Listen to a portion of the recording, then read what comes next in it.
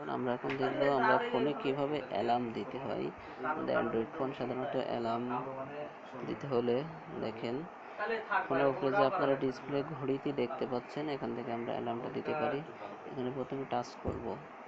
Touch করলে দেখেন লেখাটা আসছে তারিখ, সময়, ঘড়ি এবং বিভিন্ন রকম চিহ্ন আছে। দেখেন অনেকগুলোকে রিমাইন্ডার বলে, বিভিন্ন রকম অ্যালার্ম। দেখেন তো বাম পাশে যে ঘড়ির চিহ্নটি আছে সেটা হচ্ছে দেখেন অ্যালার্ম। আবার আমরা নিচে একটা চিহ্ন দেখতে পাচ্ছি, দেখেন সিটি, এখানে একটা প্লাস আছে।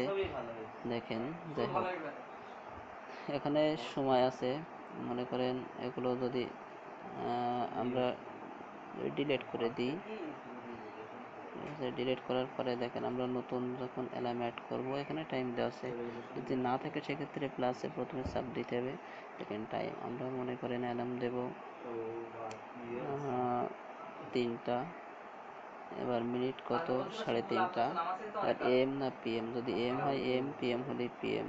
ধীরে ডান দিলে দেখেন এখানে দিয়ে দিচ্ছে alarm set 14 minute from now, অর্থাৎ আমি যখন অ্যালার্ম দেবো তখন থেকে ঠিক কত মিনিট পরে সেটা দেখাবে। এবার এখন দেখেন রিপিট আছে, এখানে রিপিটে যদি আমরা টিক দিই এখানে 7 দিন সপ্তাহের নাম উঠছে। ভাইব্রেট যদি দিতে চান দেবেন, উঠাই দিতে চাইলে উঠাই দেবেন। আমরা যে কোনো একটি নির্দিষ্ট দিনে অ্যালার্ম দিতে পারি, কিংবা সব দিনে আমরা প্রত্যেক দিন অ্যালার্ম বাজবে ওই সময় সেটাও দিতে পারি। কাসমিক দেখেন এভাবে আমরা অ্যালার্ম সেট করতে পারি। এবং একাধিক অ্যালার্ম সেট করতে গেলে দেখেন এখানে আরও একটা আমরা অন করতে পারি।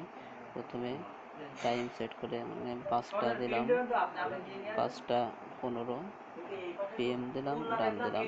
এখানে এলাম 1 hour 58 minutes from now। এভাবে আমরা আমাদের অ্যালার্মটি সেট করতে পারি। ধন্যবাদ।